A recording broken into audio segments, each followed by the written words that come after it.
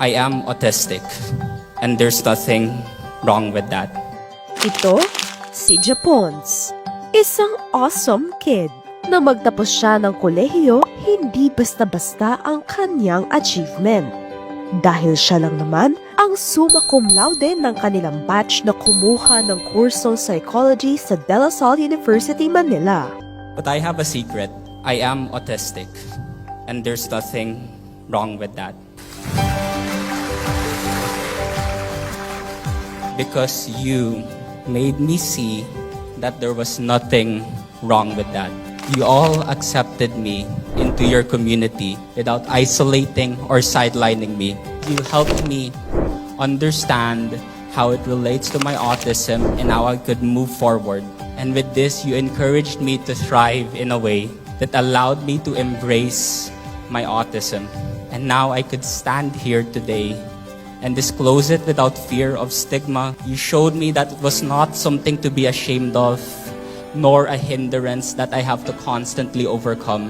And instead, you showed me that my autism is a part of me that can coexist with my best self. In a greater world that boxed him to his deficits, you made an autistic boy look into his future with hope. I stand here as evidence of your potential to uplift others, especially those who really need it. The message of the speech is to really say that with enough accommodations and supports, your child would be able to become the people that they want to be. I was having second thoughts about the stigma, but at the same time, I felt that I was ready to face it. Kwento ni Japons, late raw siyang na-diagnose ng autism, isang developmental disorder. Hanggang sa unti-unti na raw itong napansin ng kanyang mga magulang na parehas doktor. I wasn't diagnosed with autism until I was 18. But there were signs when I was a kid. I had very specific interests.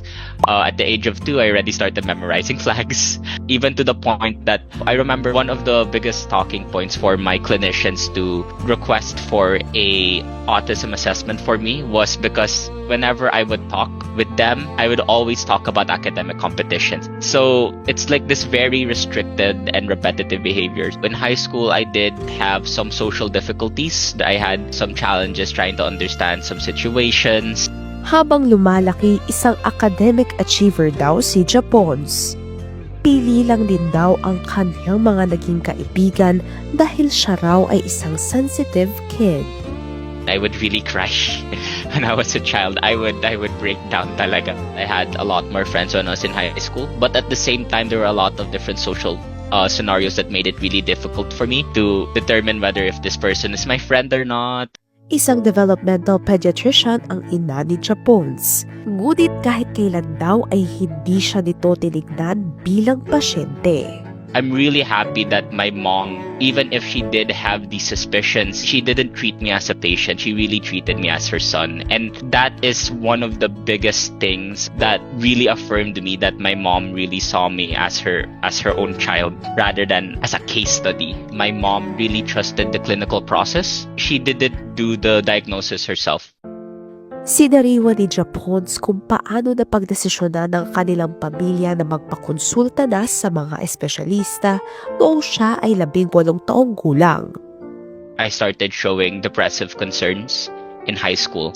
And this is primarily because I had a lot of difficulties with navigating the social world at the time. So I requested my mom, can I see a specialist to help me navigate through my depressive concerns, my anxiety concerns. But eventually, the clinical team, they started developing suspicions about me being on the spectrum, me being autistic. Matapos ang clinical assessment na ginawa kay Japons, doon na nakumpirma na siya ay parte ng autism spectrum. Hindi raw ito naging mahirap para sa kanyang pamilya na tanggapin na siya ay isang autistic. Once I was diagnosed with autism, the clinicians of course told me that there's nothing inherently wrong with that, but at the same time I know that there was a lot of stigma surrounding autism here in the Philippines. We agreed to keep it very confidential because we were really afraid of how people would treat me once they find out that I'm autistic.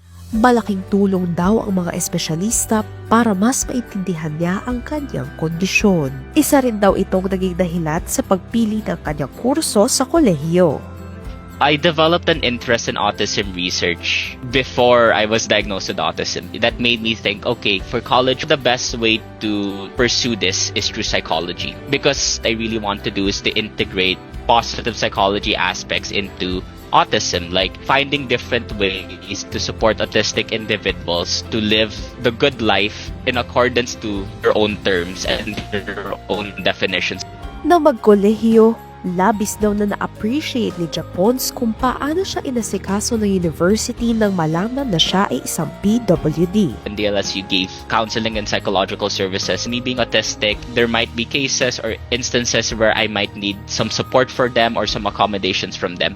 Bukod sa pagiging summa cum laude, nakatanggap din ng Jose Rizal Honors Award and Student Leadership Award si Japons. Malaki rin daw ang ambag ng DLSU at ng kanyang mga guro sa kanyang tagumpay na nakamit. Thank you for making me believe there is a world ready to accept and include neurodiverse people like me. The awards on my chest are yours as much as they are mine. You never left me and many like me behind here in DLSU. And if you could do it within the walls of our university, just imagine the impact you could have beyond them. Ngayon nakagraduate na sa kolehiyo, balak daw ni Japons i-pursue ang graduate studies habang patuloy na isinusulong ang autism advocacy sa Pilipinas. I'm very open to working with different advocacy groups. I just didn't expect it to be this much. So it's a bit overwhelming to hear that a lot of people are starting to really look into autism from a more neurodiversity standpoint. We should really start giving more platforms to the autistic people themselves so that they could share their experiences and their stories. Because at the end of the day, they are also the experts of their own condition. They're the experts of their own lived experiences too.